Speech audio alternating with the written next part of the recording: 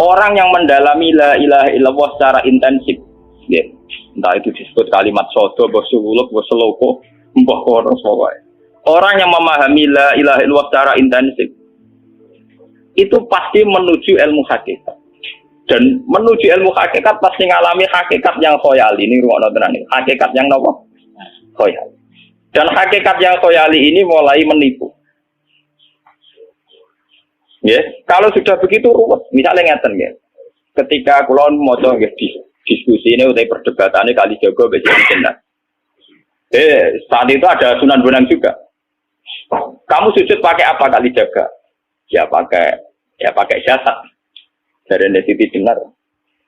Daging kamu itu hanya onggokan daging. Nanti itu jadi bangkai. Dan setelah jadi bangkai itu habis. Kamu nanti ditulis Tuhan tidak termasuk yang sujud. Kebuat yang gue sujud itu sebentar. Mikir kan juga. Rugi ke sujud ke badok ke tangan. Jasa tem sebenarnya pun teh. Orang sing cerita kowe nak sujud mergo jasa tu mau sebenarnya dadi bang. Lah nak ngono sujud ning hakikat ora usah badok, ora usah tangan, ora usah sikil, yo rokem iku lho kon sujud mbek pangeran. Nak sujud mbek fisik ku rugi wong fisik sobanan. Mikir kali. Orang bolak-balik kali Joko mantan wali preman terus jadi debat pusing. Siti Jenar tahu belajar tak tahu menang Irak. Yang jelas yang ulang gak satem orang menangis. Wah, uang ini menjadi perdebatan. Sehingga keyakinannya kayak Siti Jenar, la ilaha illallah itu ya wahdatul wujud itu innalillahi wa inna ilaihi.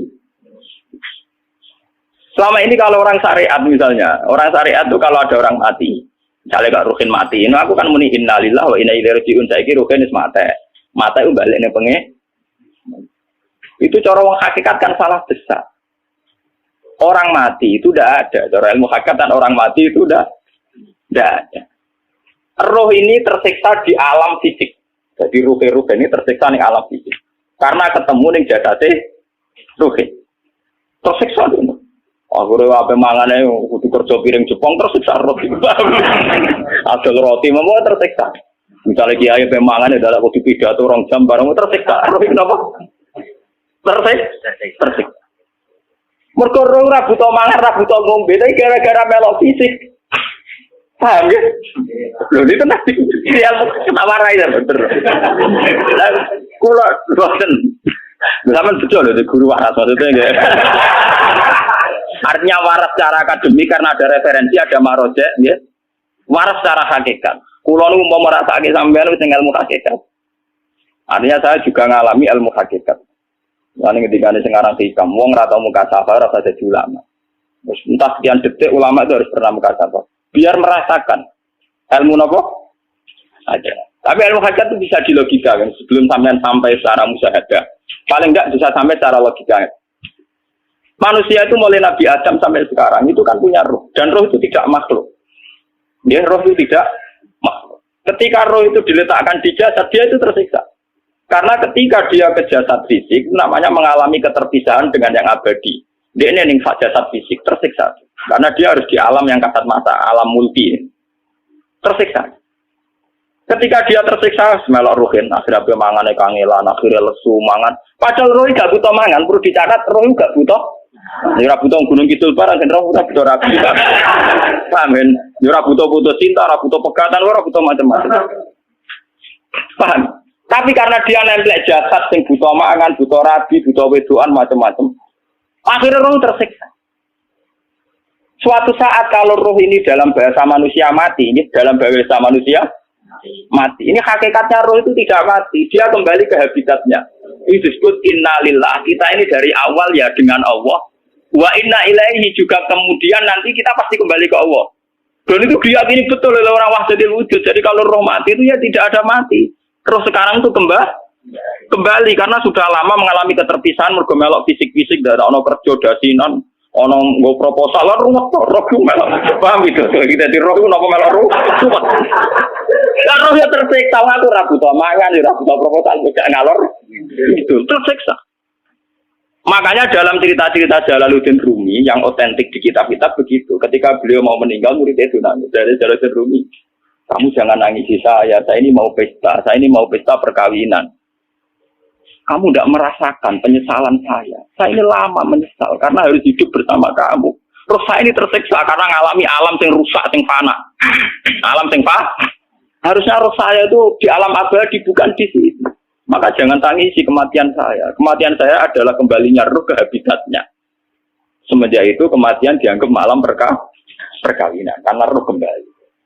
Walhasil muniku cara ilmu tasawuf bahasa Arab jenenge wahdatul wujud, kena Jawa Yogyakarta Solo kok adanu jenenge manunggaling kawula. Mergo sing rawan ngono rugen, Pak. Nek tak terangno. Dadi bathuk mesti iki buku sujud kan. Niku sampeyan ilang. Dadi seksine rawan nomor cara teorine sinten Siti? Rugi kowe. Dadi ya kento. Lah kali coba mantan preman jak debat terus ora ngono mbok terus tak pateni kowe. Lah debat iki ora iso. Premane kumat. Biasa preman jak debat ilmi. Ngono ku model. Kali Joko yo ora salah dhisik Dina Umar nggih ngoten. Umar sahabat tok. Lah jak debat atau milih patenane ya Rasulullah. Gak iso dene ilmiah. Mantar preman pasar rukat terus jadi sahabat top debat yang milih mate. Jadi wonten cerita wong Yahudi jaluk keputusan Nabi bareng wis diputusno Nabi cek mamang ndak tenang keputusane ngono dalam sengketa duniawi.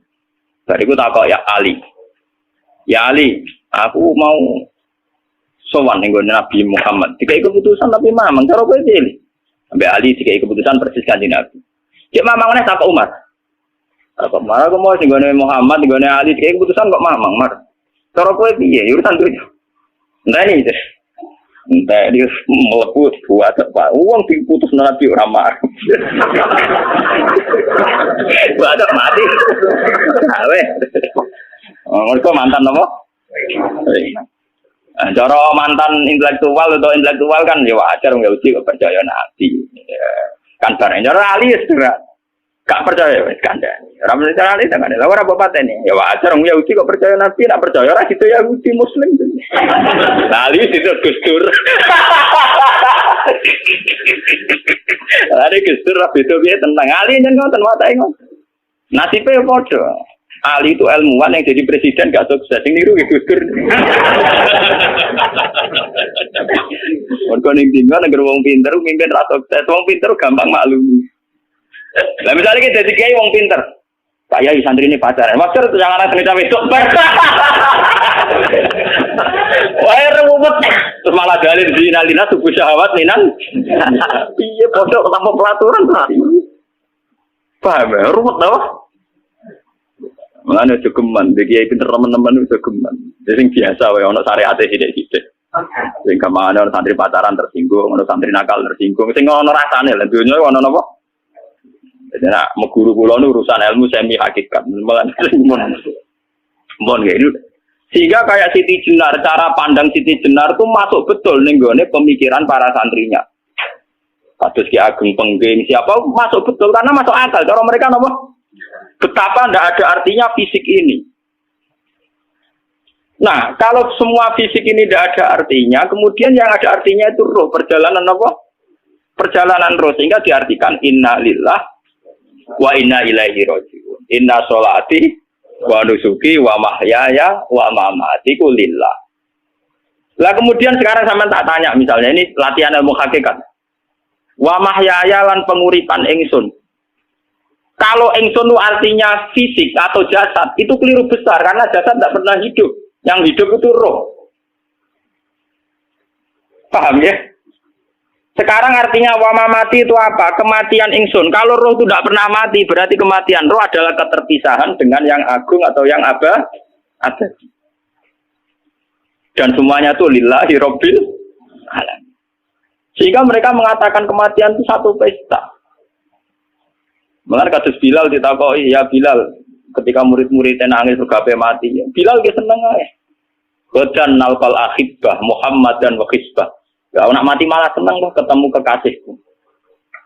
Sebab itu kematian tidak pernah jadi problem bagi mereka sing soleh, sing menembus ilmu hakikat. Paham?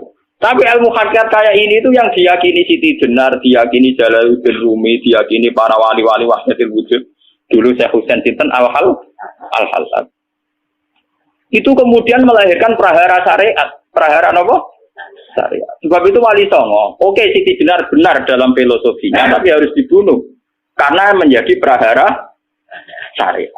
Sama dengan yang dikatakan Nabi itu benar, tapi menjadi prahara syariat. Akhirnya disomasi oleh Umar radhiyallahu anhu. Jadi sebetulnya sama, pola-pola ceritanya sama. Intinya sebuah ilmu hakikat harus dikawal apa? Syariat. Ya kalau bolak-balik, contoh paling gampang wit pisang. Uang nak mangan gedang kulitnya tetap dibuat.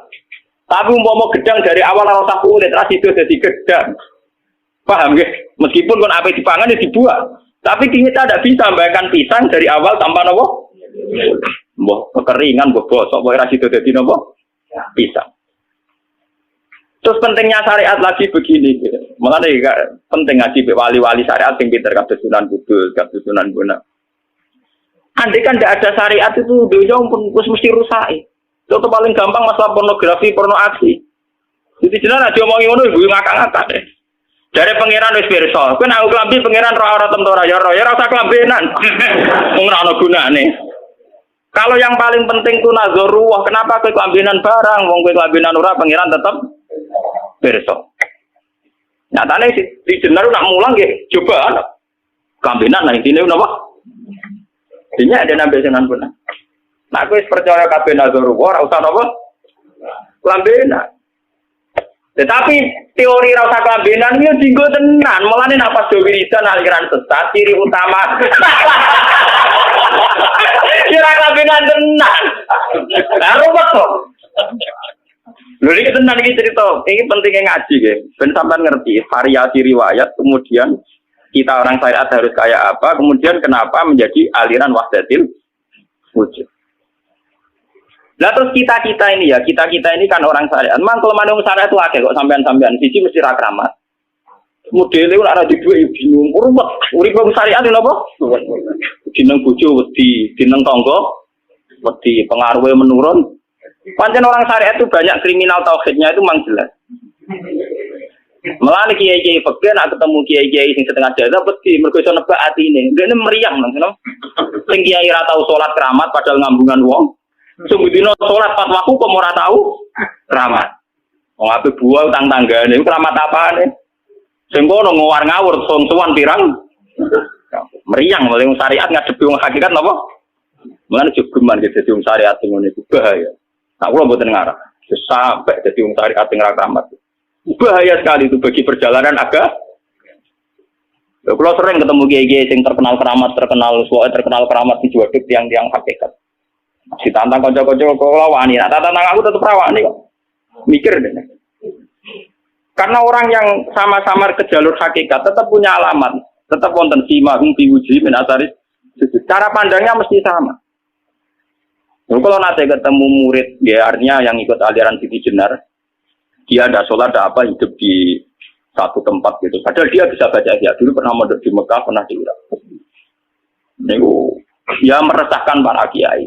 Kemudian sebagian mereka minta saya suruh ketemu. Ya walhasil kalau ketemu. Ketemu pertama gitu. Jadi harus tapi zaman Rasulullah itu terperata arani muka sapa. Gitu biasa mawon. Kalau lara usah kenal jenengan, gitu kenal. Jadi di pulau biasa mawon. Lalu pernah ngajar ajaran nih. Saya legus neng dunia tak enteni mau turun enteni mati neng legus kok repot. Jawaban kula terus ya. Sampai ada wong hakikat wong enteni mati bareng. Ya mati wis saiki iku. Selasa ngenteni saiki padha-padha wis napa? Wis mati. Ya saiki wis padha-padha wis urip. Wis padha kabeh. Nah cara ilmu hakikat kan terus sama semua. Napa? Sama semua. Tadi makanya itu tadi. Kalau baleni malagi, logika hakikat itu begitu ya. Roh itu ditiupkan oleh Tuhan ke kita. Kemudian roh karena ikut alam fisik, alam jasad, roh ngalami yang kita alami. Ya. Ketika roh ngalami yang kita alami, dia tersiksa. Nah, ketika roh sudah terpisah dari jasad yang mengekang, yang memenjara ini, dia senang terus kembali ke Tuhan. Ini disebut inna lillahi wa inna ilaihi. Nah, jasad ini kemudian menurut ilmu hakikat tidak ada gunanya sama sekali total. Hilang di telan tanah. Lah kalau begitu jasad iki nak mbok agul-agulan. Gusti bathuk kula tak nggo sujud tangan kula ndi buktine tangan wis ra ono. Bathuk wis ora Mulai dari Siti Jenar, hanya wali bodoh kayak kalian yang punya ajaran bodoh begitu. Malah rasupan tuh. Mulane Sunan Kalijaga semangat kon mata ini berko tambah omongannya glodro dindi. Tapi yang enggak disadari Siti Jenar yaitu tadi. Inti dari ilmu hakikat itu kan tunduk sama kersane Tuhan. Kalau sudah tunduk pada kersane Tuhan, kalau kersane Tuhan roh kita harus di jasad. Dan wujud jasad kita ini juga karena kehendak Tuhan. Kenapa yang wujudnya jasad yang karena kehendak Tuhan engkau ingkari? Sementara wujudnya roh tidak kamu ingkari. Toh wujudnya jasad ya bi iradatillah wa bi masyiatillah. Wujudnya roh ya bi wujudi bi masyiatillah wa iro. Harusnya fungsi jasad juga harus kamu akui toh Siti Jenar. Wong sekarang kita punya jasad ya bukan karena kita, karena kehendak Allah. Kenapa kamu ingkari? Berarti kamu ingkari kehendak meneng Siti Jenar.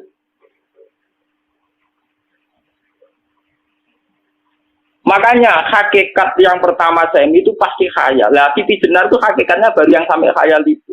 Jika dia tersesat. Sebetulnya kalau sudah hakikat beneran itu tidak perlu khayal begitu.